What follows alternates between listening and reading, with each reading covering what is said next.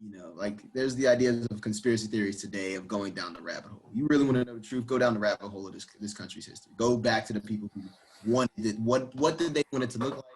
What did they, and specifically how you're saying, what did they think about the institution of slavery? What did people think about how Reconstruction went across? How, like, if you, there's a rabbit hole, I think should be supported. Like they were writing in like, so the Federalist Papers were written, I think the Constitution was ratified in 87, I think, or 89, I think 1789. And so they're writing these papers while it's getting written. So in the 1780s, late 1780s, early 1790s, they're saying, some of the founding fathers are saying, society is not ready to have all the slaves be released. It's going to take a war to release it.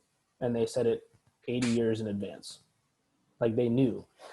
And it's one of those things where, like, if you're sitting there back then and you're like, I really don't like slavery, but I can't really do anything about it because society as a whole isn't there yet. It's like, it's hard to like lay, like, I don't know, because everybody is their own person, right? They have their own thoughts and opinions on different things, and they have their own idea of what they want the country to look like. And so like when you and I sit here and talk, and I'm like, I think it's going to still take another generation or two to get to where like you really want to go. And both of us, obviously, where both of us really want to go.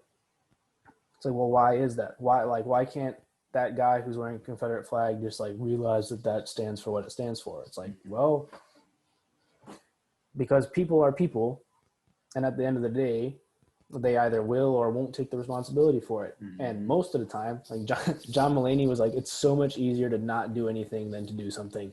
Yeah. And so it's like most people will just not do it. And so it's going to take time. It's like you can't and so going back to me saying that I would rather have society and the individual but have the responsibility of the education and not the government. That's why I'm like, we cannot legislate these things now. Like you can't write that into law, because it's then you have to say, okay, well, who defines what that person needs to know to consider themselves educated or whatever. And then if you don't do that, you can't make people do it without societal pressure.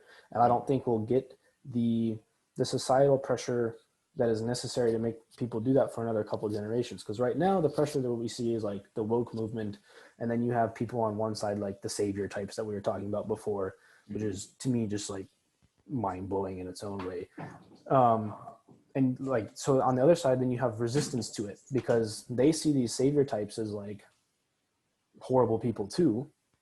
And so then it's just like clashing.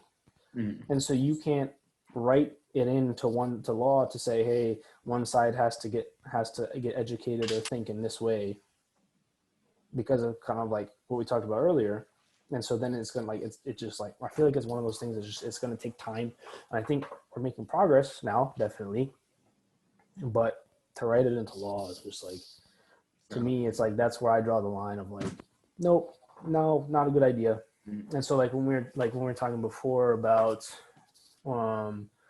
that's how we started the conversation when Trump said he didn't want to do those like mandatory like diversity trainings.